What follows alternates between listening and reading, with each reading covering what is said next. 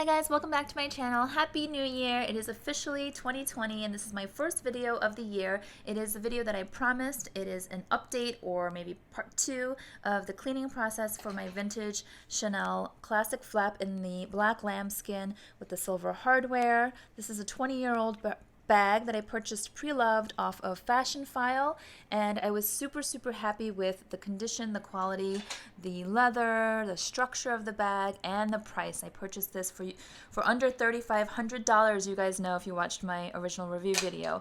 So I had considered sending this out to the leather surgeons, but I really don't think that there's much for them to do because it's in great condition in my opinion.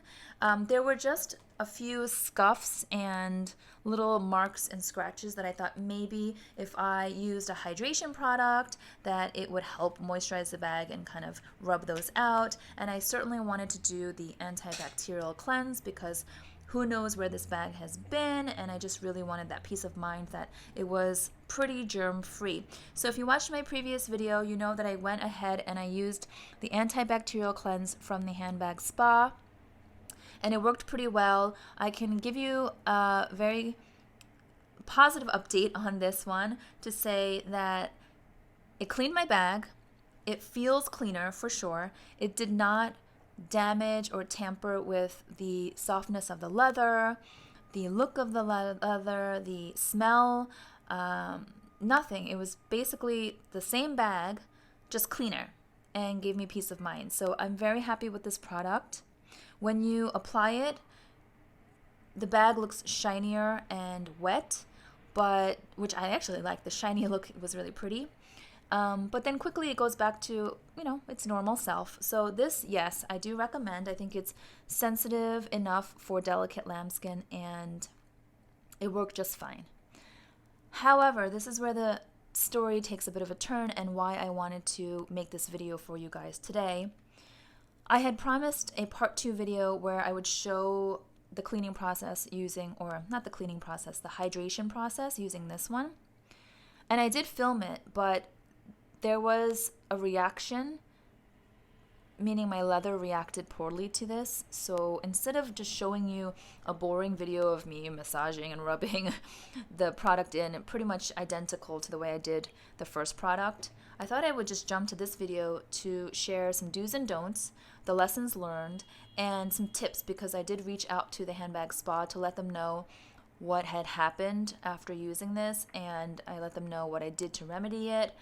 And they had some interesting information to share as well. So I wanted to get all of that out to you as quickly as possible, especially because I know that at least one or two of you have already purchased these products and are planning to do a similar DIY process for your own bags at home. So I hope you watch this video until the very end and you pick up on all of the tips and the do's and don'ts because I do think it's important so you can avoid the experience that I had. Okay, so let me just jump into it quickly. For the scuffs and scratches, this hydration product worked really well. So that definitely proves or confirms for me that moisturizing and hydrating your lambskin leather is key to diminishing scratches and scuffs, okay? So let me just show you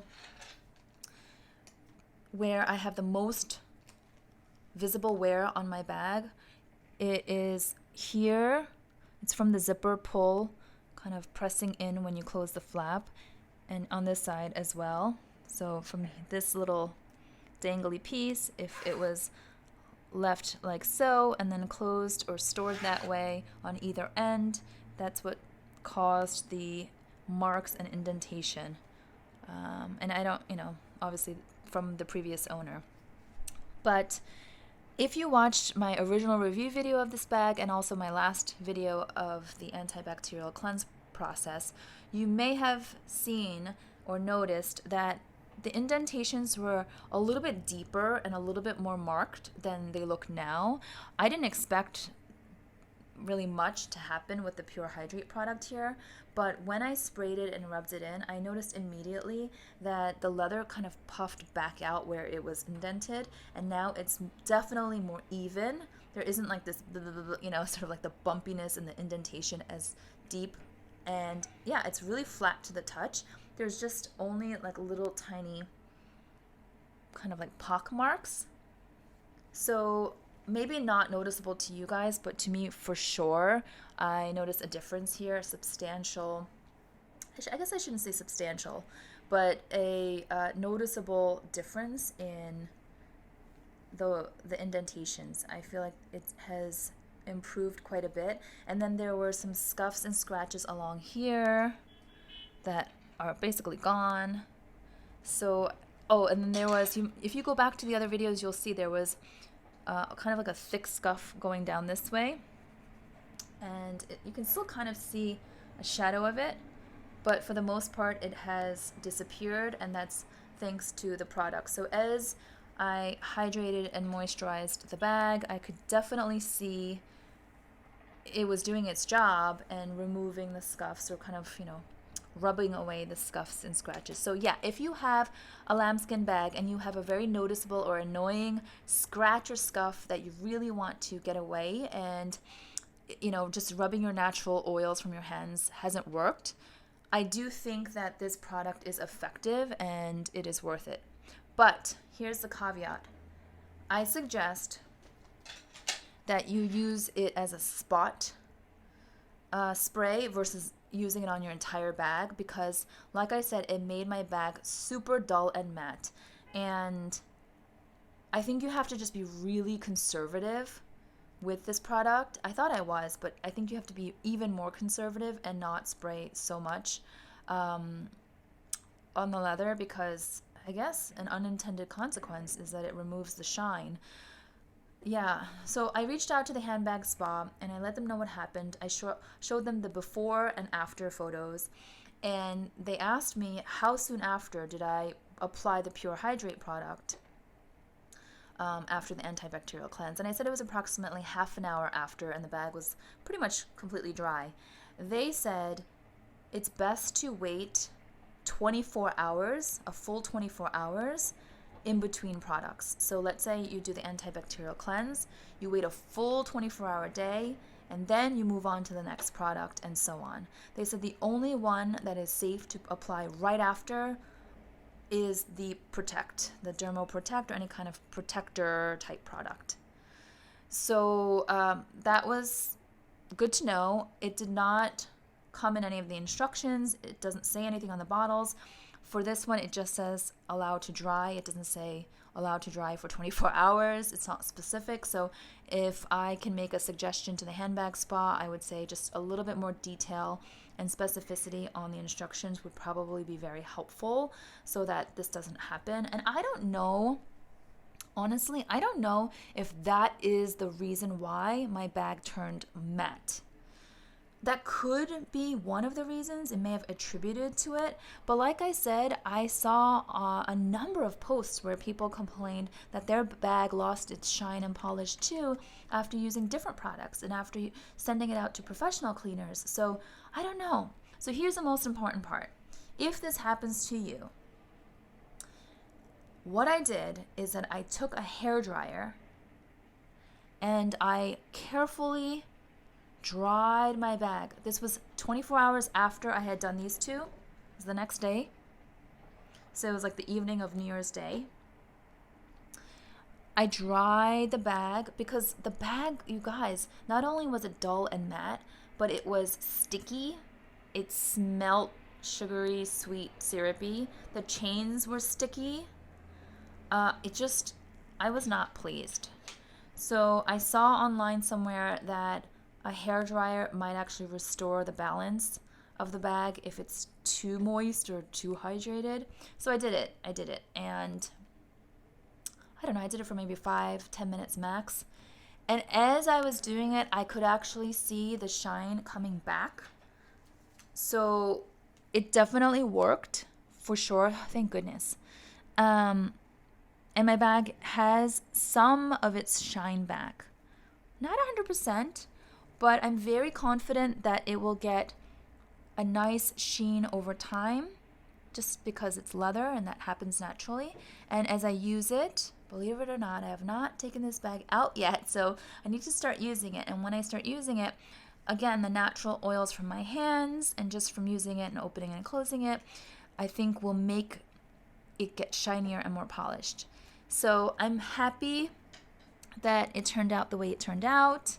I'm happy that my bag is clean and that I was able to rescue it from the dull matte reaction. But I wanted to, for sure, get this out to you guys quickly because I don't want you to make the same mistake. Don't use multiple products in one day. Don't rush the process. Be conservative with all of the products. Don't get carried away. And if, for whatever reason, your bag starts to look a little bit dull, or gets sticky, or even smells funky because of one of the products, I do recommend the hairdryer technique because, like I said, the shine came back. I'd say about 60% of the shine came back, and the stickiness is gone, and the smell now smells mostly like the original leather smell, which I'm really happy about. There's still a tiny little trail of a scent that probably no one else could pick up except for me, just because I know the smell now. But I would say like 90% of the bag smells like lambskin leather, which is awesome. But there's a tiny 10% of the product. I do think that the scent of this will dissipate over time, naturally. And it feels better. It's back to being buttery soft. Again, I think it will get even softer as I use it, but I'm happy. There was a moment that I freaked out and thought to myself, see, I should have just sent this out to the leather surgeons and got it taken care of professionally. But all said and done, I don't have any regrets. I would have regretted if it stayed really dull and matte. For sure, I would have been so sad. But as it stands at the moment, I don't have any regrets. I learned some lessons along the way, which I'm happy to share with all of you guys. And I saved a lot of money and time because this took me, I don't know, everything combined, both sessions, the video, maybe an hour or so. The set cost me $66, and I know if I sent it out to the leather surgeons, it would cost me at least a couple hundred or more. So I will keep the leather surgeons in the back of my mind. Down the road, if this bag gets more worn and it needs some serious repair or, a full-on spa treatment, then I think the leather surgeons, hands down, is the place I'm going to go. But for now, I'm happy with the bag the way it is, and I'm going to start enjoying it. So I hope this video was helpful. Please give it a thumbs up if you found it to be informative in any way. I do have a lot of fun ideas for new videos in 2020, so if you haven't subscribed already, I would love for you to join. It's all about designer handbags, but I think I'm going to sprinkle in some other fun content, so would love for you to stay tuned. And by the way, if you haven't entered the giveaway yet, there's still time. The giveaway ends January 3rd at midnight Eastern Standard Time, since I'm in New York, and I will link that down below in case you haven't seen it and you'd like to enter. Good luck to you, and thank you so much. Till next time, bye-bye.